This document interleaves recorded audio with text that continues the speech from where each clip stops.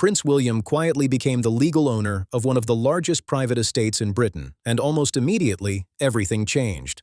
For years, Camilla had treated parts of that estate like familiar territory, with close relatives holding comfortable positions and trusted family members involved in its day-to-day affairs. Then, almost overnight, those arrangements began to disappear.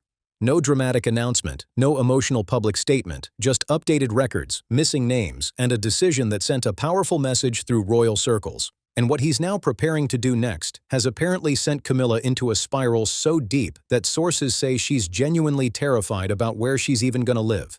Because the homes she walks through every single day, she doesn't own a single brick of any of them, and the man who does just proved he's not feeling sentimental.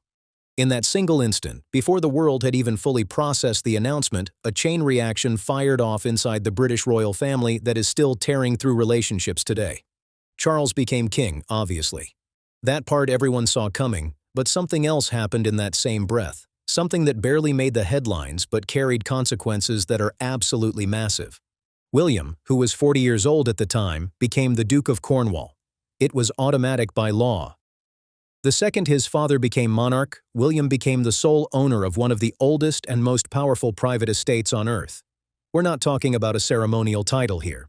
The Duchy of Cornwall is worth about $1.2 billion. It covers 135,000 acres, spread across 23 counties in England and Wales. It includes almost the entire Isles of Scilly, this gorgeous group of islands off the coast of Cornwall. It includes half of Dartmoor and Devon, ancient farms, historic castles, tenant properties, holiday cottages, and decades of careful financial investments. This estate was created back in 1337 by King Edward III, specifically for his son, Edward the Black Prince, who became the first ever Duke of Cornwall. The rule was simple, and it has never changed. The estate belongs to the monarch's eldest son and heir to the throne. Nearly 700 years of history, and now it belonged to William. By 2025, William was earning about $30 million a year from this estate alone. He pays tax on it voluntarily because the law doesn't even require him to. That's the level of financial independence we're talking about. But here's where the story gets darker, and this is the part that most people missed entirely. The Duchy of Cornwall was the exact same estate that had been funding Charles's household for decades. While Charles was Duke of Cornwall, this estate generated his income. It funded his lifestyle, his properties, his projects, and during those same years, Charles was carrying on the affair with Camilla that completely destroyed his marriage to Diana. The affair that Diana described in her own words as making her feel like there were 3 people in her marriage. What most people never saw was what it did to her behind closed doors. Knowing her husband was choosing another woman over and over again had eaten through her self-esteem completely. According to insiders, she would pull staff aside, fear swimming in her eyes, and ask them quietly, "Am I beautiful enough?" When they told her yes, she would shake her head and whisper, "Don't lie to the princess." A woman the whole world called beautiful could not see it in herself anymore because the man she married had made her feel invisible. There were nights when palace staff heard muffled crying coming from her room at 3 o'clock in the morning. Many nights she slept in a separate room from Charles, alone in one of the grandest buildings in the world, completely invisible to the public and hollow inside. She grew so self-conscious, so eaten alive by the feeling that she was losing her husband to another woman, that people close to her described her as a person slowly disappearing from the inside. The affair that William and Harry watched consumed their mother from the time they were small boys. The lifestyle that this very estate funded now belonged to Diana's son. And there was one more detail that almost nobody discussed. The Duchy of Cornwall was designed specifically by King Edward so that heirs could never be financially controlled or pressured by the reigning monarch.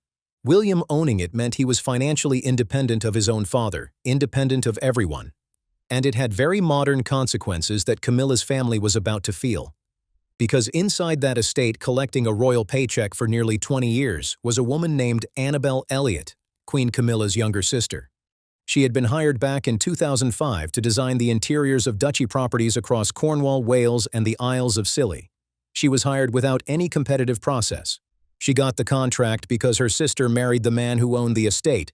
That was the basis of the arrangement, and for 20 years it worked perfectly until the day William became her boss. What happened next sent a message through Camilla's family that hit like a thunderclap. Before we get to that, though, you need to understand exactly who Camilla was and what she had been doing inside this family for the past 2 decades, because William's actions did not happen in a vacuum. They were the answer to something, and that something is far darker than most people realize. Long before William had the power to do anything about it, he was watching, and what he was watching would have destroyed a lesser man. It started with a promise. Before Charles married Camilla in April 2005, William and Harry went to their father privately. They made one quiet, specific request. Harry later wrote about the conversation in his memoir, Spare. He wrote that they told their father, "We support you, we endorse Camilla, we will welcome her into the family, just please do not marry her. Just be together," Harry wrote. The boys knew that a wedding would drag their mother's name back through every newspaper in the world. It would force the whole country to compare Diana to the woman who had been her husband's mistress throughout their marriage, and neither of them wanted that. Charles listened to both of his sons, and then he married her anyway.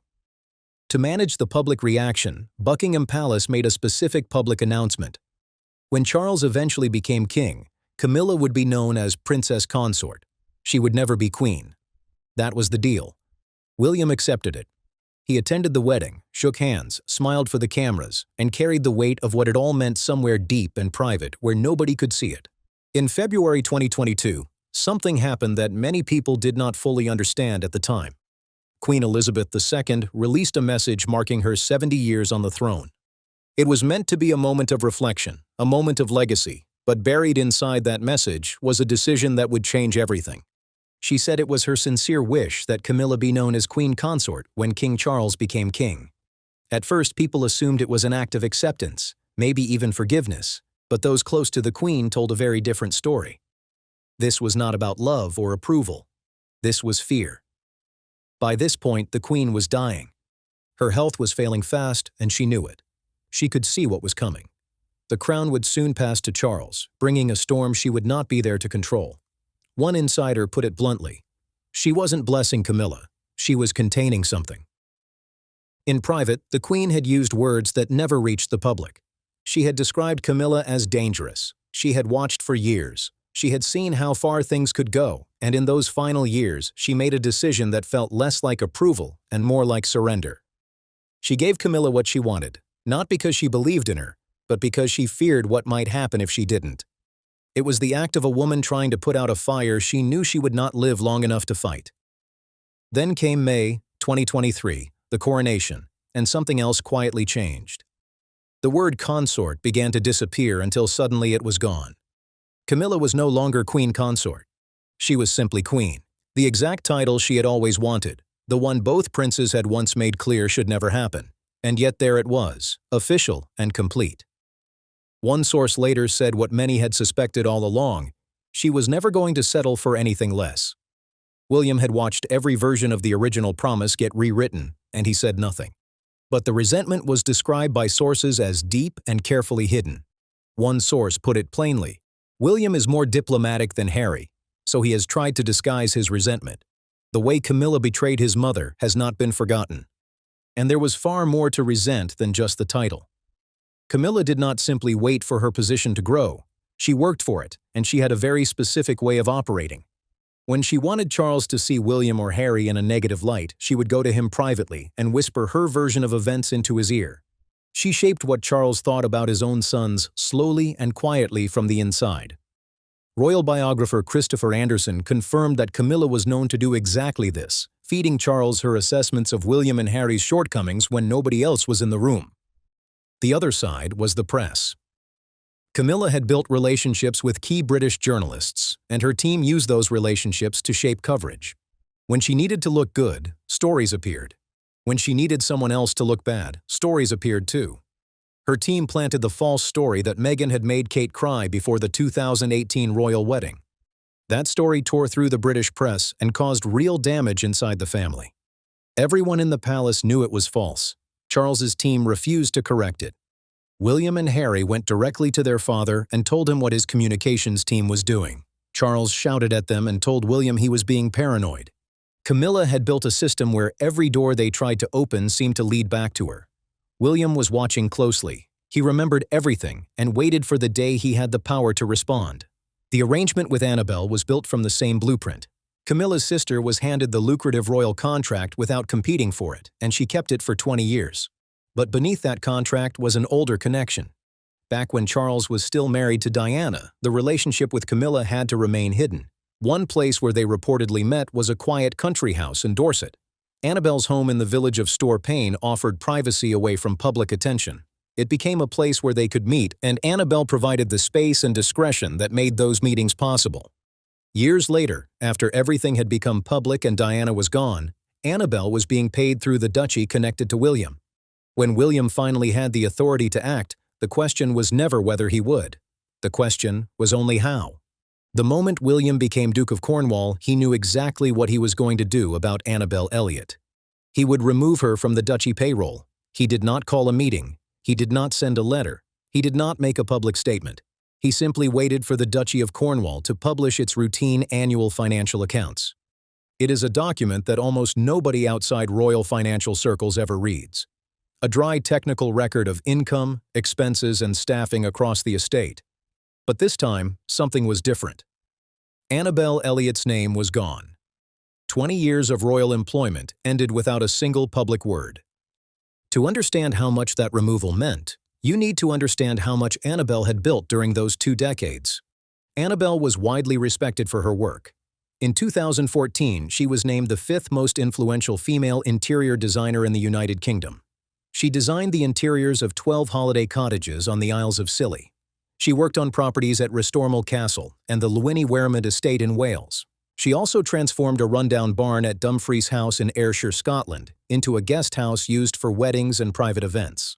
For nearly 20 years, her work became part of some of the most beautiful properties connected to the duchy. None of that saved her.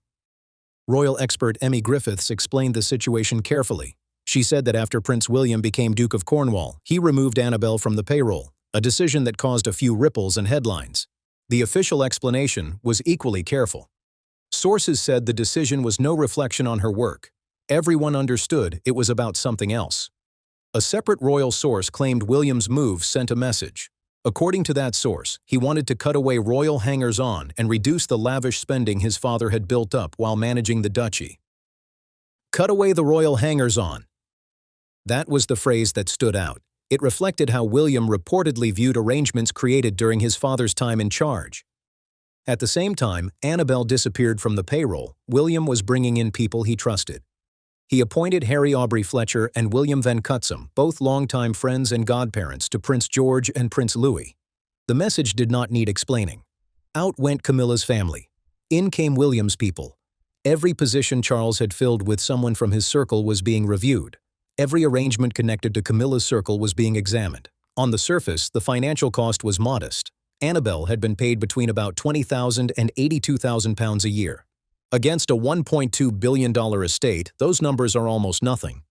But the symbolism was enormous, and everyone inside the royal family felt it. It told Camilla that her family's access to the crown was not permanent. It told the royal household that the transition from Charles's era to William's had already quietly begun. And this was not the only shot William fired. Every Christmas, the royal family gathers at Sandringham. It is one of the monarchy's most important traditions, where generations of royals have spent the holiday together. William will one day inherit the estate.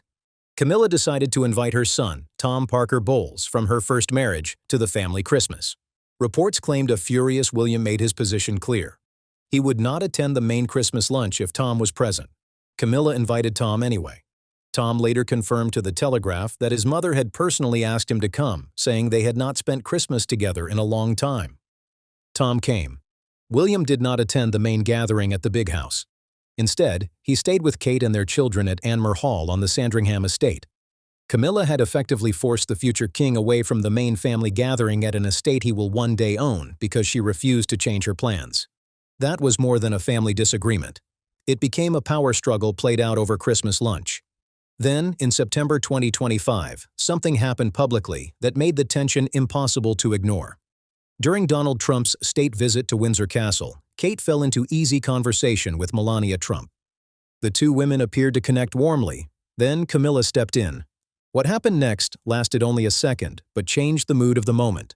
Camilla raised her hand and made a short, firm motion toward Kate. The gesture appeared to signal, "Move, step aside." It wasn't verbal, but many viewers thought it was unmistakable. Body language expert Judy James later described it bluntly. She said it looked as though Camilla was pulling rank, almost shooing Kate away. The clip spread everywhere. Millions watched, replayed, and analyzed it because it appeared to show the Queen dismissing the future Queen in front of world leaders. Behind the scenes, the reaction was immediate. Prince William had spent years trying to keep tensions under control, but this was different. One source claimed it hit him hard. It was no longer a private disagreement. It has become a public message seen around the world. By then, something even more unsettling was reportedly happening behind closed doors. King Charles III, while battling cancer, had started quiet conversations with his son about what would happen after he was gone. One insider described the message simply, "Leave Camilla alone. Protect her. Don't turn against her. Don't push her out." It was a king trying to secure his wife's future by appealing directly to the one person who could shape it. William's response was never spoken aloud. It was reflected in the Christmas gathering he did not attend. It was reflected in the trusted people he brought into the duchy after removing the woman his father's wife had employed. But the removal of Annabel Elliot and the Christmas standoff were only the visible part. The move Camilla understood most deeply had nothing to do with payrolls and everything to do with the home she lived in. William had not only inherited an estate, he had inherited the homes Camilla now called home, and one day she could be left depending on his decision about whether she remained there. Today, Queen Camilla's life appears secure. She divides her time between Buckingham Palace, Clarence House, Sandringham, and Balmoral. She carries out official duties.